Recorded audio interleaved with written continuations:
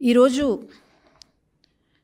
మరి వైసీపీ ఎలాగైతే ప్రవర్తిస్తుందంటే ఎన్నికల ముందు వై నాట్ 175 అంటూ 11 సీట్లకు పరిమితమయ్యి మరి ఈరోజు ఫేక్ ప్రచారాలకు పరిమితం అయిపోయారు.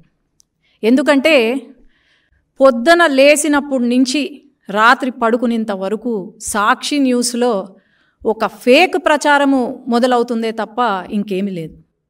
గత 5 సంవత్సరాలుగా సాక్షి న్యూస్ వేసి ప్రజలు, ఎందుకంటే పల్లెలలో వేరే ఛానల్ లేదు, ఒక్క సాక్షి న్యూసు సాక్షి పేపరు తప్ప, అది చూసి మీ కొంపను ముంచిందంటే ఆ సాక్షి న్యూస్ చూసినందుకే. మరి కుక్కతోక వంకర అని అంటారు. కుక్కతోక వంకర కన్నా మన జగన్మోహన్ రెడ్డి గారి తోక ఇంకా వంకరగా మారినట్టుంది. మరి ఎట్లా అయిపోయిందంటే అధికారంలోకి వచ్చి 2 నెలలు అవుతుంది. ఈ 2 నెలల్లోనే అన్నా క్యాంటీన్ మొదలుపెట్టాం. పేదవాడికి ఒక అన్నం పెట్టే అన్నా క్యాంటీన్ని కూడా వీళ్ళు కామెంట్లు చేస్తూ, శుభ్రత గురించి కామెంట్లు చేస్తూ, మరి 5 సంవత్సరాల నుండి వీళ్ళు ఏమైనా మంచి చేశారా అంటే లేదు, ఇప్పుడు మంచి చేస్తున్నారు అంటే వీళ్ళు అడ్డుపడుతున్నారు. అలాగే టీటీడీ ఏదైతే ఉందో అది తెలంగాణ వాళ్ళకి ఇచ్చేసామని చెప్పి, తిరుపతి తెలంగాణ వాళ్ళకి ఇచ్చేసామని చెప్పి, లేదంటే ఇలా అమ్మకు వందనం కార్యక్రమము ఏదైతే ఉందో ఇంకా మనం రివ్యూకి కూడా రాలేదు, రివ్యూ చేస్తున్నాము. ఇప్పుడు మీటింగ్ అందుకే జరుగుతుంది. అప్పుడే సాక్షి న్యూస్లో మరి భారతిరెడ్డి గారు ఉన్నారు. భారతిరెడ్డి గారు సాక్షి ఏమంటారు, సత్యమేవ జయతే అని రాసుకున్నారు సాక్షి న్యూస్లో. సత్యమేవ జయతే కాదు భారతిరెడ్డి గారు, అసత్యమేవ జయతే అని మీరు క్యాప్షన్ మార్చుకుంటే బాగుంటుంది. ఈరోజు సాక్షి న్యూస్ ఓపెన్ చేస్తే మనకు కనిపించేది క్యాబినెట్ మీటింగ్ ఏదైతే ఉందో టీడీపీ ఆల్రెడీ ఇది చూడండి, 16వ తేదీ ప్రతి ఒక్కరికి ఈ నోటీస్ సర్క్యులేట్ అయింది.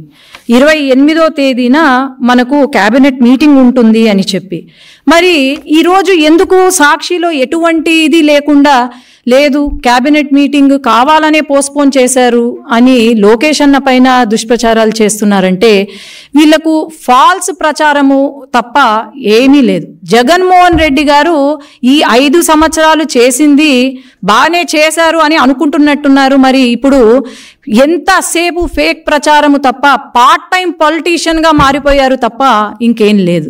కాబట్టి ప్రతి ఒక్కరికి తెలుసు, ప్రజలకు ప్రతి ఒక్కరికి తెలుసు, ఈ 5 సంవత్సరాల కాలం మీరు ఎలా పాలన చేశారు అనేది తెలుసు. ఈ 5 సంవత్సరాల్లో ఎంతమందికి ఉద్యోగాలు ఇచ్చారు, లేకపోతే ఎంతమందిని ఆదుకున్నారో తెలుసు. కాబట్టి అనవసరంగా దుష్ప్రచారాలు చేసి మళ్ళీ 11 సీట్లకు కూడా కాకుండా, పార్టీయే లేకుండా, పుట్టగతులు లేకుండా అయితే మీరు చేసుకోవద్దండి అని నా మనవి.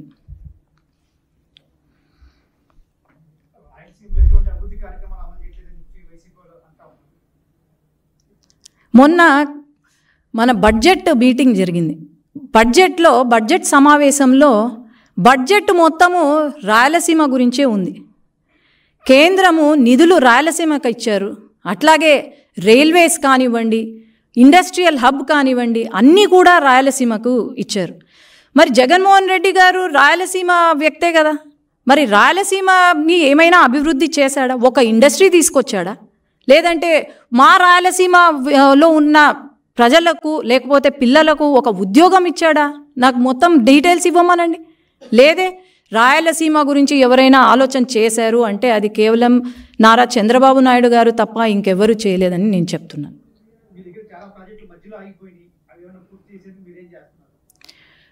చాలా ప్రాజెక్టులు మధ్యలో ఆగిపోయాయి అంటే అది కేవలం వైసీపీ ప్రభుత్వం వల్లనే, జగన్మోహన్ రెడ్డి గారికి తెలివి లేక ఆగిపోయినాయి తప్ప వేరే లేదు. ఖచ్చితంగా ఈ ప్రాజెక్టులన్నీ తెలుగుదేశం పార్టీ హయాంలో మొదలు పెట్టాము. ఖచ్చితంగా చంద్రబాబు నాయుడు గారు ఢిల్లీకి వచ్చినప్పుడు కూడా ఈ ప్రాజెక్టులు పూర్తి చేయాలి, వెంటనే పూర్తి చేయాలని ఫస్ట్ ప్రిఫరెన్స్ ఇచ్చింది చంద్రబాబు నాయుడు గారి. ఖచ్చితంగా ఈ 5 సంవత్సరాలలో ప్రతి ప్రాజెక్ట్ పూర్తవుతుంది.